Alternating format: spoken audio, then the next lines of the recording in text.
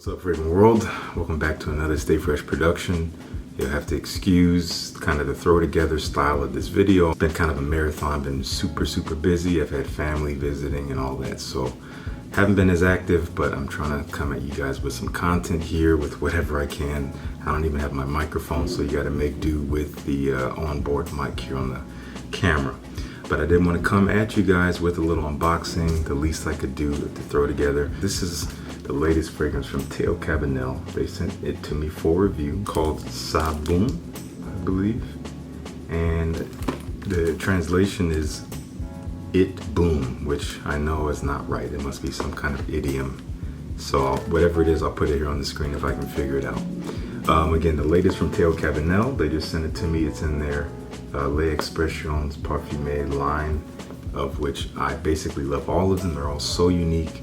And again, we got the latest one here, so we're gonna unbox it and see what we're dealing with. Typical presentation here. This is how they all come. Has this little sleevelet that goes over the box, and it actually gives some information about the fragrance. Spoiler alert, this is actually not a first impression, technically a second impression. They did send me a sample a while back, maybe over a month ago, and I actually did smell it for the first time in a live stream I did here on YouTube, and I really enjoyed it. Again, it was just from a sample. Didn't get a whole lot of fragrance out on my skin, so we're gonna get a better feel for it this time around with the full bottle.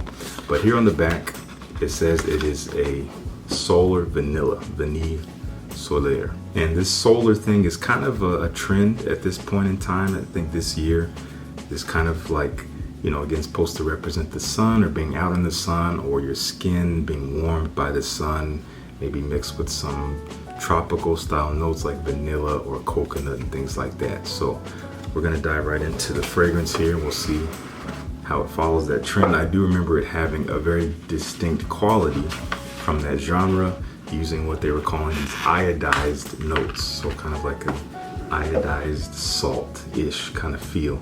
Here's the bottle, which looks beautiful. They all have this very simplistic design, very clean. This is a darker colored juice here, and I love this cap. Two-tone caps, very beautiful. I'm not sure who perfumed this one. It's either Patrice Revillard or it is Marie Schneider, I believe. But let's see who did this one. I'm gonna look it up. So it's Patrice Revillard who did this one. I'm gonna spray it, smell it, tell you what I get, and then we'll read the notes here. Just gonna put it on the hand.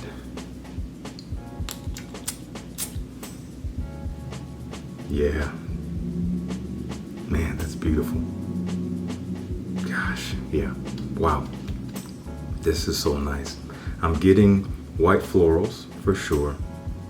Fresh white florals, a touch of powderiness, and definitely a little bit salty, but there's a nice sweetness behind it in the background. It's almost a little bit green as well, like a green white floral with saltiness. Kind of rich and sweet, but there's again a freshness to it, an airiness. Let's read these notes. In the top we have sand lily and salt. In the heart we have jasmine and rose. In the base, vanilla and immortelle. At least here on Fragrantica they're saying salt, and I believe it's more than just salt. Again, it's like this iodized salt accord. Salty and iodized notes with the sand lily, and it looks like the rest of the notes are the same. Rose absolute, jasmine absolute. They say green vanilla and immortelle, so there's a greenness here.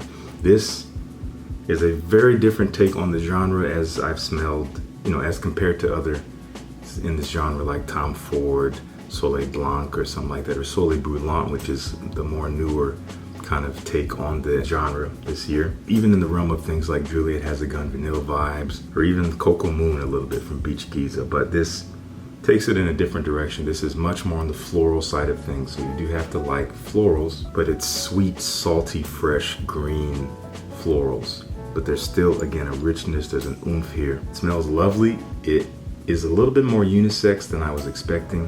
Some people might find it a little feminine because, again, it has a sweet floral quality to it, but I think anyone could pull this off. It smells like performance is gonna be good, like it's gonna last. And I would definitely like to see how this shines in the sun. I think the heat is gonna make this thing come to life. That's all I gotta say right now for boum from Teo Cabanel. So they wanted to do something special for you guys. To be honest, at the time I'm filming this video, I don't have any of the information of what that will be, but I'm gonna have it down in the description. There's probably gonna be a giveaway attached to this, and all the directions on how to enter will be down below. There might even be a discount code. I'm not sure yet. If there is, we're gonna put it here on the screen. If not, you're just gonna see me doing this for no reason. But all the information is going to be down in the description of the video. Try out this collection. It is one of my favorite collections that I discovered last year, 2020. I've been loving it ever since. They're continually adding to it, expanding it, and everything that they add to it is so unique and beautiful and can be worn by anyone. So if you've tried boum or any of the fragrances in this collection, please let me know down in the comments what you think, if you have a favorite one so far, or if you have an interest in trying the new one. Make sure you join the Fresh Squad by subscribing. Would love to have you, and thank you so much for tuning in. Peace. I'll see you in the next one.